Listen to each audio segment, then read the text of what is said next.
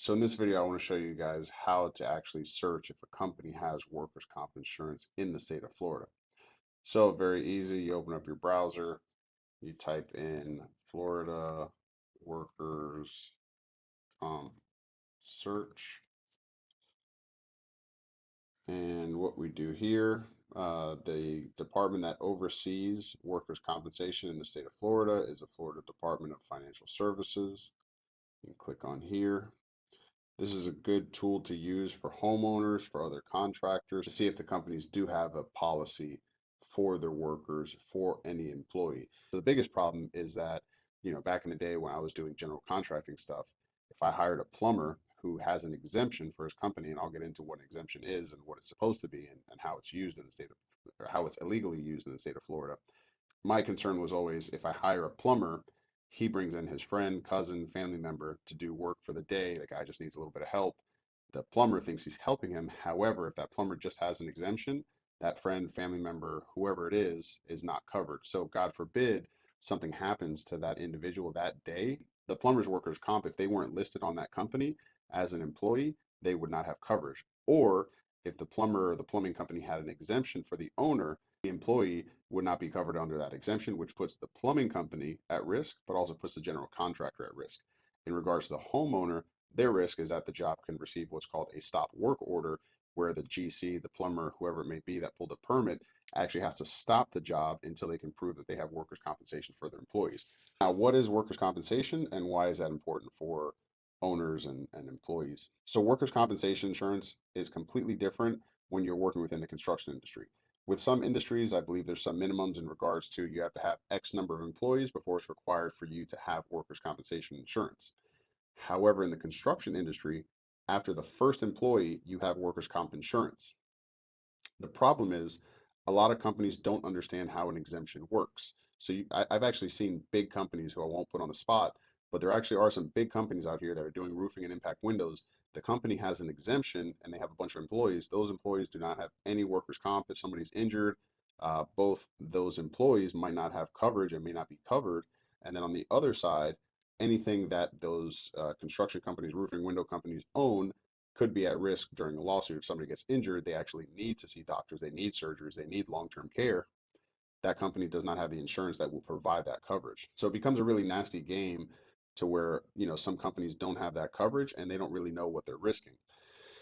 So the way that a workers' compensation exemption works is that, let's say it's just me and maybe my brother. So let's just say it's me and maybe a friend. We start a construction company. We determine, that our wives have health insurance. We have some kind of coverage that limits our liability. The problem is if one of us gets hurt and our wives or whoever's health insurance doesn't cover, then that's going to be covered out of pocket. And what people are signing as an exemption is basically saying, hey, state of Florida, I am taking the liability of not having workers' compensation insurance into my own hands, and I will be responsible for whatever medical bills come our way in the event of an injury. The problem is when you have employees in the construction industry, after your first employee, you have to have that insurance. Basically, anyone that works for you has to have workers' compensation insurance. So I've seen a lot of window companies, a lot of roofing companies, and I was surprised when I actually used this tool to search and see if some of these companies had insurance, the amount of companies that did not have the proper coverage for their company. For instance, there was a window company, they're still around. They're like a $15-20 million company, and they currently have a workers' comp exemption. They do not have coverage for any of their employees. So an employee, a subcontractor, laborer, a helper, somebody that goes to clean the windows, somebody that goes to show up for the inspection, somebody in the office gets hurt, they're going to be in a lot of trouble. And I see this as a giant red flag because if they're not willing to take care of their employees and have coverage for them, what does that really say about the company at the end of the day? If they're worried about the cost of workers' comp insurance, which is high, but not enough to put you out of business compared to not having coverage, somebody getting injured on the job site, and potentially losing everything that they have and worked hard for. So a lot of people are under this misconception that because they have an exemption, they're okay, and that's not the case by any means. So I showed you before, we just type in Florida workers comp search and hit enter. Typically, it's the first thing. These are ads, and this is our official site for workers' compensation coverage.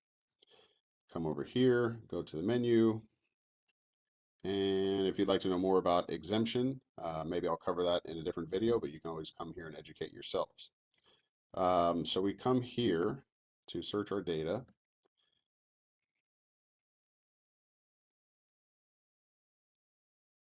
We click on coverage and exemptions, and this is the database that we use to see, what companies have workers' comp insurance. You can also do a search for exemption. There's a bunch of different things that you can do in here. We typically come to proof of coverage. So let me see how this works. You can search the name of a company. You can use their FEIN number. You can look up the actual policy if you have a copy of their insurance, and there's different ways to search. One way that you can find out if you don't know the one way that you can look up is just to search Sunbiz. Come to this site, dos.fl.gov. You can go to search records, type in the name.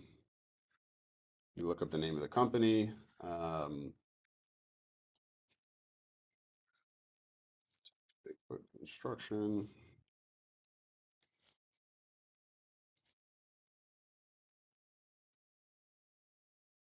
Click search. And you can see the document numbers here. You would just copy and paste. For example,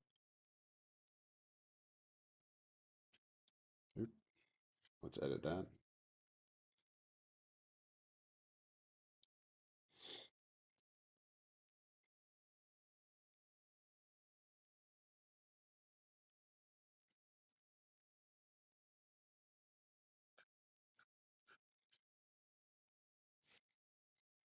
As you come here, you can see which company is active on the Bigfoot Construction. Get the FEIN number, copy, paste, and you can put it in there. For now, let's just try Bigfoot and see what happens. All right, we can see there's some different companies. This is a Bigfoot Roofing and Construction in Jacksonville. That is not us. We are up here, and this shows the history of the workers' comp insurance, the carrier name, the policy number of their workers' comp, the effective date, cancellation date, and what codes the employees are working under. Uh, in our case, we do have multiple trades, so we will have some different class codes. But if we just had somebody who was roofing, I believe it ends in a 1, I believe a 5-1 if I'm not mistaken. But we have different codes per industry, and I guess those are the ones that are prevailing. But once again, when we come here, yep, 5-1, as I mentioned, our friends out in Jacksonville, Bigfoot Roofing and Construction, they are mostly roofing, and you can see they have a 5-1 class code. You can see that they've had their insurance and the history of their workers' comp here. Go ahead and have some fun here and just take a look. So we'll look up roofing Miami, and let's see who Angie says the top best roofers are. And let's see if those companies have workers' compensation insurance. So we have Action Roofing, T&E Roofing Inc.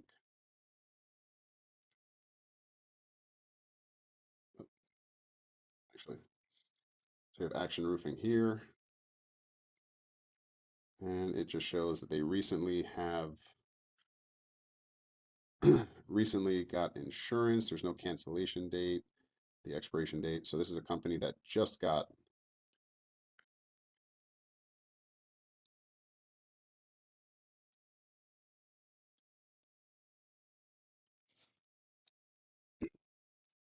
So we ended up searching Action Roofing. They were just on Angie, just happened to be a company that came up. So it shows their effective date, the date of their cancellation, their policy number. This right here is a very important detail. So PEO is what is called employee leasing. So the downside of PEO is that, let's just say they're a man short, they bring somebody on and they just need to get them on the roof, get them on the project like ASAP because they're short a man. The problem is that with employee leasing, you're basically paying another company who is claiming those people as their employees. So therefore, that company is the one that's basically taking on the risk as having the workers' comp. It is completely legal. There's nothing bad about it. The biggest downside to PEO is that if somebody comes on the crew last minute or comes on the job site last minute and they are a PEO, they have they have employee leasing, there's a chance that that person doesn't end up as the employee as part of that employee leasing, and if something happens to them, the company is not covered. So another example is, let's just say you have a giant roofing, let's just say you hire a roofer with a giant crew. If every single person on that roof is not listed as an employee as part of that provider, those people are at high risk and they would have the same amount of coverage as a company that had an exemption. So pretty much all the employees that are part of the PEO are covered. However, anybody that got on that roof that is not on that list is high risk. So I typically didn't like to see and didn't like to work with subcontractors that had PEO just because I know sometimes there's a turnover. They might bring in somebody as a laborer just to clean up, pass tools, etc.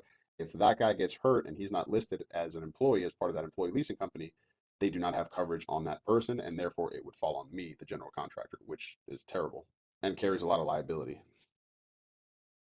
So I definitely, as a general contractor, did not like to see PEOs. However, I do understand that, everybody needs to start somewhere, and that's typically like a stepping stone. You start with a PEO, and then you eventually get your own policy. I definitely preferred working with companies that had the actual policy. Let's do another one. T&E Roofing.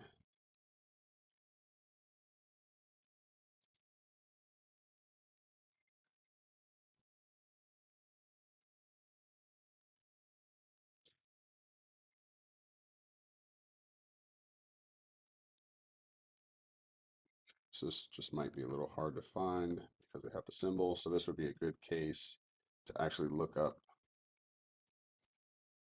All right, so we have T&E Roofing Company. They are active, and we're going to copy, come here, look up their FEIN number. You have to delete the hyphen there. Should end with a 9. You can see it cut off the last number. So that is a bad case. And what you can do, or this is a bad sign, what we can do here is we can do an exemption search. We can use that same number, search, and the owner here of T&E Roofing, unfortunately, nothing against you. I just pulled up. You were the number 2 roofing company. Unless it is you and everybody on that roof is an owner, and I believe the owner, to be part of an exemption, you have to be, I believe it's a 10% owner in the company. You should not have anybody on that roof other than yourself and any owner in the company. Definitely, I would like to see, um, this company get some workers' comp in the future. Once again, I mean, I guess as a homeowner, um, and I advise you to talk to an attorney, I don't believe you have too much risk in regards to hiring a company working without workers' compensation. Although two things can happen. One, somebody gets injured on the job site, OSHA will come down, check out the job, the Division of Workers' Comp will come down, issue a stop work order. Nobody is allowed on that roof. So let's just say they tore off your roof, somebody got hurt, and now you have plywood decking exposed to the elements. Nobody from that company is allowed to go on that roof to cover your roof. So it'd be a pretty bad place to end up in, on top of the delays until they're able to get started again. And somebody getting hurt doesn't mean that they have to fall off a roof. I mean, it can be somebody trips on a ladder, somebody trips on the sprinkler equipment and twists their ankle, steps in a pothole. I mean, it could be something very small. Somebody cuts themselves with a knife. Somebody cuts themselves with a knife. Somebody, puts a nail through their hand. Somebody hurts their back lifting the shingles. There's many things that can happen. Imagine your roof stopping in the middle of a project just because a company does not have workers' comp. And to show you how serious this is, I mean, this is literally the second company listed on top 10 roofers, and this is why I don't recommend people using services such as Angie or any of these products because how can a company such as Angie, this is a multi-million dollar company, allow a roofing company to be on here that doesn't have the proper coverage? There's no question this is not, this should not be allowed. And you can see here, these are approved professionals, a bunch of reviews. Definitely don't recommend using Angie. Do your research. When you're looking for a company, you can do a Google search, see who the top companies are, look through the reviews, make sure the owner is licensed, make sure they have workers' compensation, and I think you'll get there. Working with these companies, these are basically lead aggregators that charge people in the construction company a lot of money to be there. I don't use them personally just because I don't like I don't like paying another company just to have access to leads. I think it's a racket. Same thing as a same thing as a Better Business Bureau. You know, growing up, I thought this was like the BBB was this like government agency that you know kept business owners in compliance and kept them doing the right thing. At the end of the day, the BBB is just another entity that you have to pay to play as a business owner, and I don't believe in that, and I would never, at least for now, I would never register with a company like that. Because I think they are basically tricking the consumers into thinking that, oh, this business is BBB accredited, but at the end of the day, they're just another company. So, not a fan. So in summary, you know, do your research. Unfortunately, you know, just even searching on Google like this, you'll find different companies that may look, you know, this is a very well-known site. This formerly Angie's List. They spend a lot of money on advertising, talking about, you know, they compile professionals. They come highly recommended. But as you can see, you know, quick search, I found that one of the companies doesn't even have workers' comp. I would even say we could have some fun and see if that company, not to pick on you, T&E Roofing, but we can even see if they have a contractor's license. Let's see here. I want to say that Angie's List would at least do a decent job of making sure they at least have a roofing license.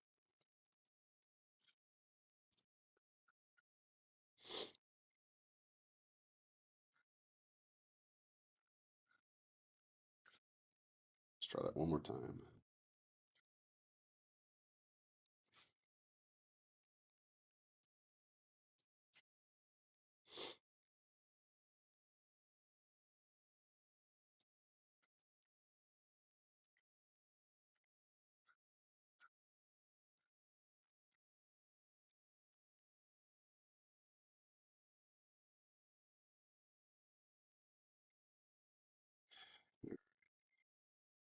See if we can use their FEIN number.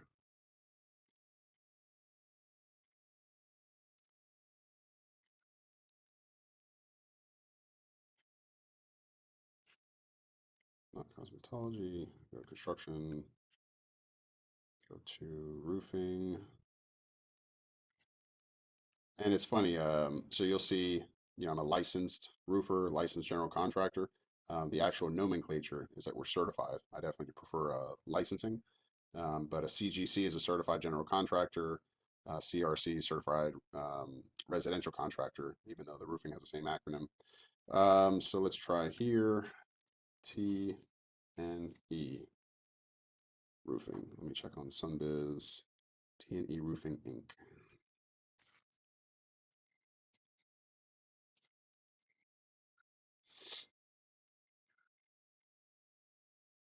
Way too many options there.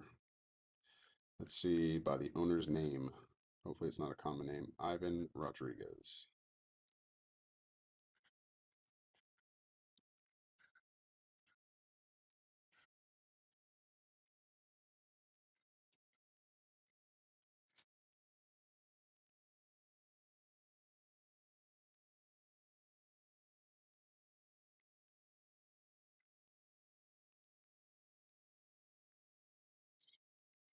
Rodriguez with a Z. Let's see what we got here.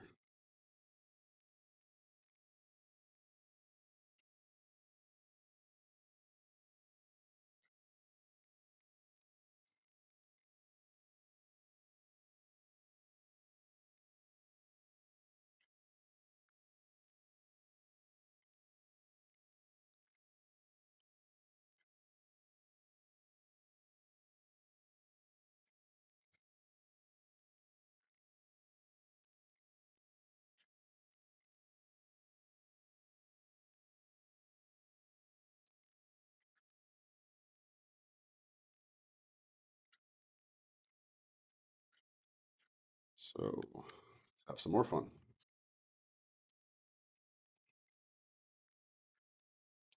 Roofing.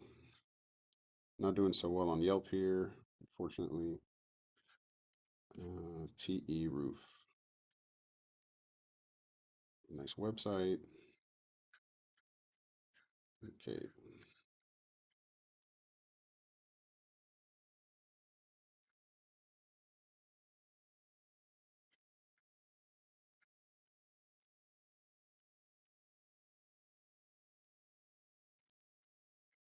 So typically you're supposed to have, or not, it's required by the state of Florida that you have your license number listed on your website and all advertising, such as business cards, such as vehicle wraps, and we do not see that here.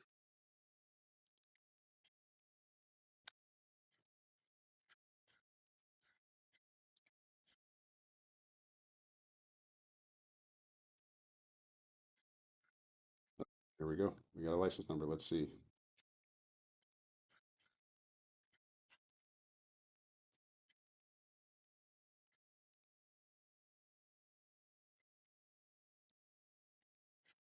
Search by the license number. See what we got here. All right. So it says here, registered agent is Ivan Rodriguez. And let's go back here. So certified roofing contractor, certified roofing contractor. Okay. So it is good to see that they at least have a roofing license under their name. It is active. Okay, so that's good. Would still definitely like to see workers' comp. We don't have to include all this in the video.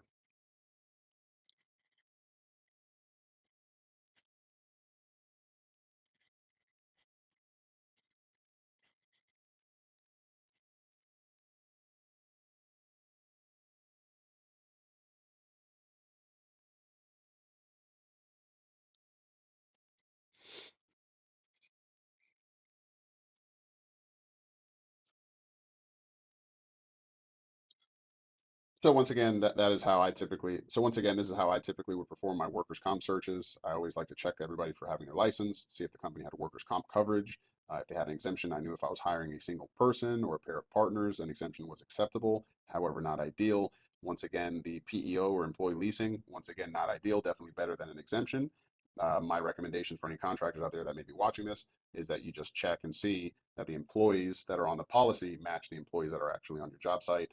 And once again, for owners, as far as exemptions or for the employee leasing, not a huge thing. Once again, checking to make sure that the employees are on the actual policy. And then with the exemption, that is definitely a huge red flag for me. Once again, a company that does not have proper coverage for their employees does not speak to me that they really care about the longevity of their company and the longevity of their employees. And if something does happen, your job can be stopped by the state. And this is a police order. Like if anybody does enter the site to continue working, the police can be called and then people can get arrested for violating a stop work order. It's not like a warning. It's not like a friendly, like, please don't do any more work. It is a very strict order and anybody caught trespassing working on that site is subject to arrest. So I hope you enjoyed the video. If you have any questions, always feel free to reach out. See you guys.